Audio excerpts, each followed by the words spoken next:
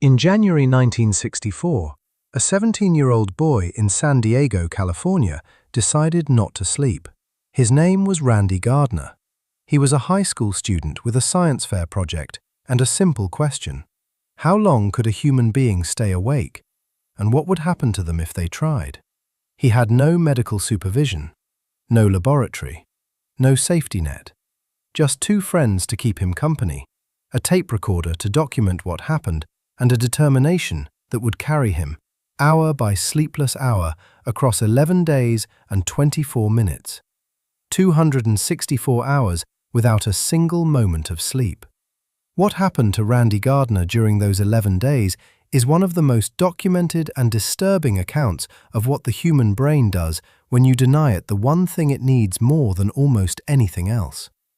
And what scientists have learned since should change the way every one of us thinks about the hours we spend in bed. The first 24 hours of sleep deprivation feel, to most people, entirely manageable. Uncomfortable, but manageable.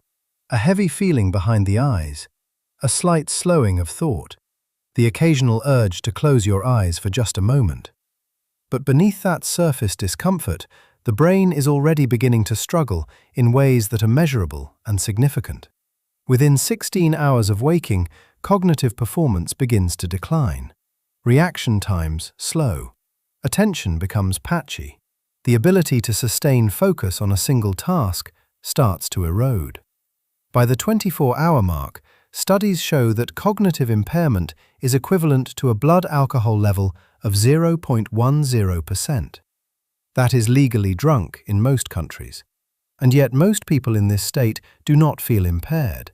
They feel tired, but functional, which is, in itself, one of the most dangerous aspects of sleep deprivation.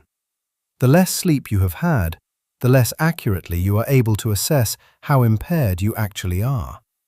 Randy Gardner, at the 24-hour mark, was still coherent, still conversational, still, to all appearances, essentially fine. But the clock was only just beginning. By the second day, something shifts. The brain, denied its nightly maintenance window, begins to take matters into its own hands. It starts stealing sleep in fragments, tiny bursts of unconscious activity lasting fractions of a second, sometimes a few seconds, that occur without the person's awareness. These are called microsleeps, and they are, in every meaningful sense, the brain shutting down briefly, whether you want it to or not. Randy Gardner experienced them. His observers noticed his eyes glazing mid-sentence, his speech slowing, his train of thought simply stopping, and then, seconds later, resuming as if nothing had happened. He had no memory of these episodes, because during them he was, briefly, asleep. By the third day, mood deteriorates sharply. Irritability becomes difficult to control. Concentration becomes nearly impossible to sustain for more than a few minutes. Simple tasks that would normally require no conscious effort require enormous will to complete. The brain is running on a reduced supply of the neurotransmitters that regulate mood, motivation, and executive function. And it is beginning, in small but measurable ways, to lose its grip on what is real. On the fourth day, Randy Gardner looked at a street sign and saw a person standing beside it. There was no person. He knew, on some level, that there was no person. But he saw one nonetheless. This was not a dream. He was not asleep. His brain, starved of the processing time it normally uses during sleep to consolidate, repair, and reset, had begun inserting its own content into his waking experience. The boundary between dreaming and waking was dissolving. By day 5, he was experiencing episodes of paranoia, believing that people around him were trying to trick him, that observers were not who they said they were. These beliefs were not reasoned conclusions. They arose involuntarily from a brain that was no longer operating within normal parameters. By day 6 and beyond, the hallucinations became more elaborate, more insistent, more difficult to distinguish from reality.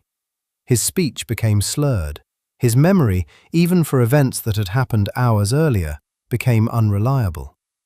He could not complete simple cognitive tests. Simple arithmetic, repeating sequences of words, tracking moving objects. All of it became difficult or impossible.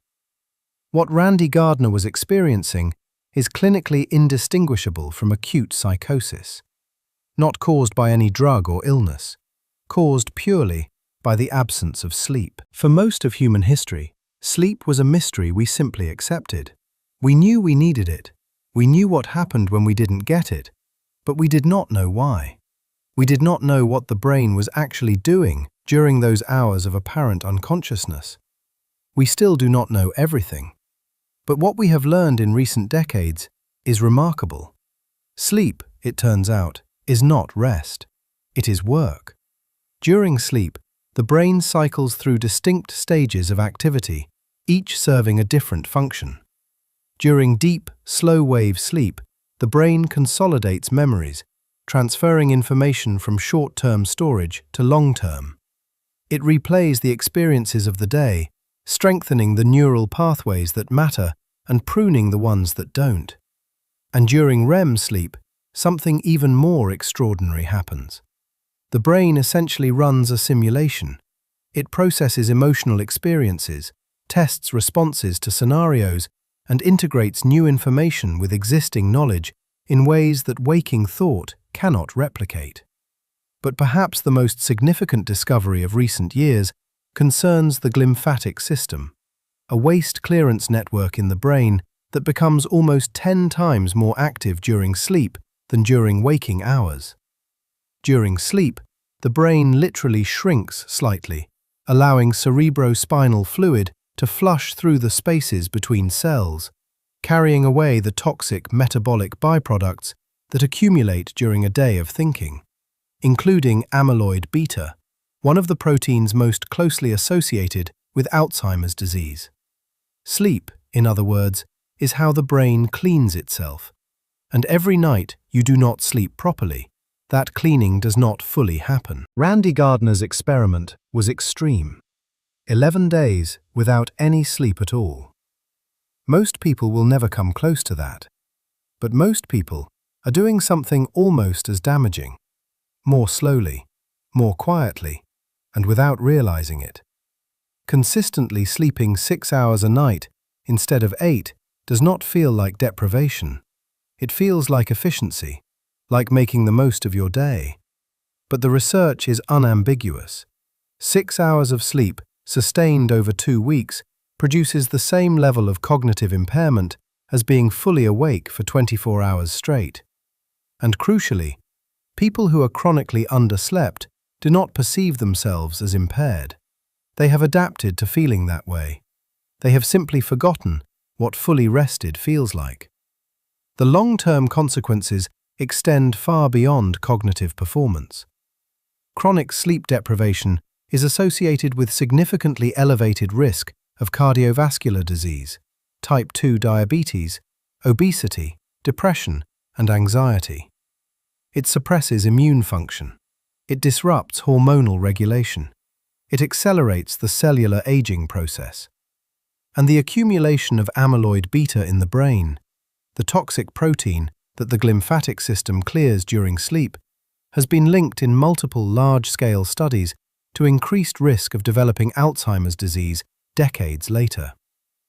The hours you spend asleep are not lost time.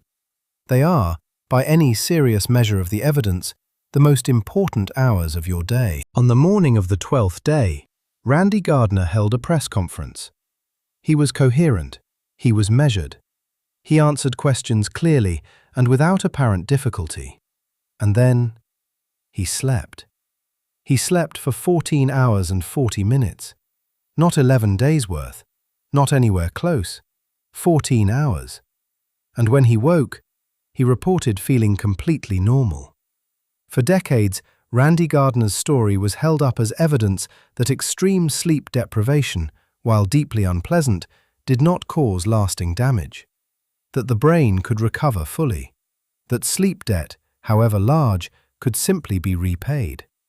But in 2017, Randy Gardner himself contradicted that conclusion.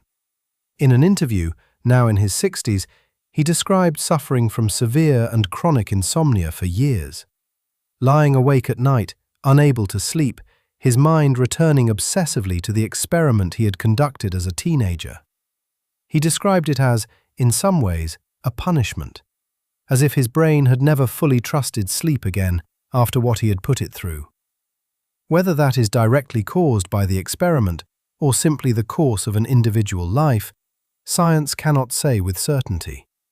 But what Randy Gardner's story tells us, from the 17-year-old boy who thought he could beat sleep to the man in his 60s who could no longer reliably find it, is that the relationship between the human brain and sleep is not one you can afford to treat carelessly. Sleep is not optional. It never was. Tonight, when you get into bed, your brain will begin one of the most complex and important biological processes it ever performs. A process that took millions of years of evolution to perfect. A process that no drug, no supplement, no technology has ever been able to fully replace. Most of us take it for granted, most of us cut it short, and most of us have no idea what that is quietly costing us. If this video made you think differently about sleep, then it did exactly what it was supposed to do. Subscribe for more science that actually changes how you see the world. New videos every week, and we will see you in the next one.